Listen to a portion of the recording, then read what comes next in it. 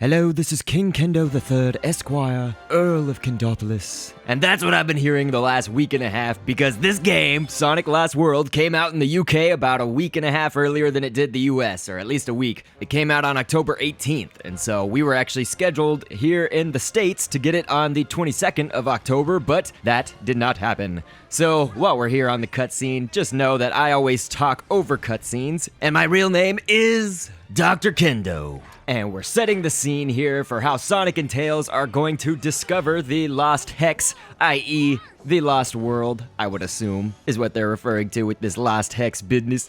But yes, it is quite interesting. The game, of course, looks good. Honestly, to me, what doesn't look good on the Wii U? You know, I haven't been this excited for a console since Nintendo 64, and I think that really revolutionized graphics in its time, and gameplay, and just, you know, revolutionized the whole industry. And so, I really think that, honestly, the Wii U is just as exciting, and it's a shame that so many people read into the bad press because, of course, the news loves to take every opportunity and say Nintendo is doing this wrong and Nintendo sucks because of this reason and stuff like that. And so it is quite a shame because anybody who would miss out on the Wii U because of that is missing out on some really great games for one, but also just some really cool experiences and things that this console can do. So anyway, getting back to the game at hand, Sonic Lost World, we're of course starting on Windy Hill Zone 1. This would be the first zone that we play on, and automatically I know that, you know, I've played this game at E3, so I do know a little bit what to expect. I actually had played this course exactly. Now I will say, having said that,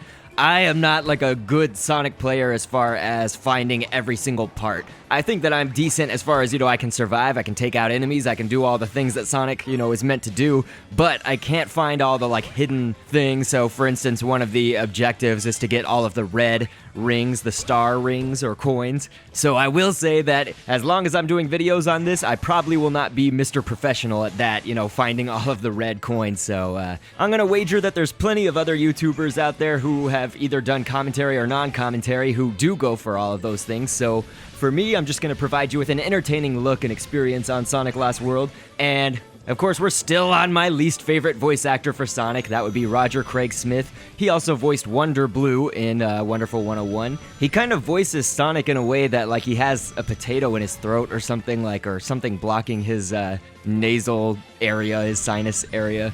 I think it's personally the wrong way. I think that, of course, Sonic back in the days, even on Brawl, you know, something as recent as Smash Brothers Brawl and stuff, it's like he sounded a little bit better there. But, of course, Ryan Drummond, you know, that was a good voice actor for Sonic and some of the other ones. And, you know, way back in the days of the cartoon, of course, Steve Urkel, i.e. Jaleel White, voiced Sonic the Hedgehog on the cartoon.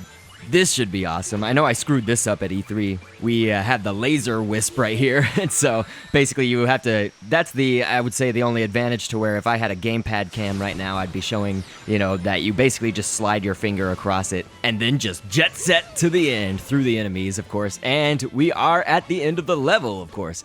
And now in this Sonic game, of course, I like that they harken back to opening up the capsule and letting all of the critters come out. So yes, you are freeing all of these animals. I believe it does have an effect on your score of how many animals that you're getting and things like that. And above all else, I would just, you know, I would feel bad if I didn't mention this by the end of this commentary, but Sonic Lost World, we kind of are going back to that almost like Sonic 06 stickiness of, like, you know, when you would press a direction, like let's say you wanted to just go right, well, when you press right on the left joystick, Sonic immediately goes right. You know what I mean? It's like the directions are really sensitive, so, you know, you kind of have to watch your movements and things like that. If you are in the dash, which is basically holding the right trigger, that's actually to make Sonic run fast in this game. If you're not holding that down, Sonic is just going to be at a comfortable jog, you know what I mean? So obviously you want to be holding down that right trigger often enough. It's also for your parkour system, you know, vaulting over the trees as you probably saw me do in this episode. But yes, if you're holding that down, at least the movements are a little bit more fluid and I think make more sense and won't be so jerky. And so yes, I do have a Miiverse account. I will go ahead and link up the game to Miiverse for the first time. This should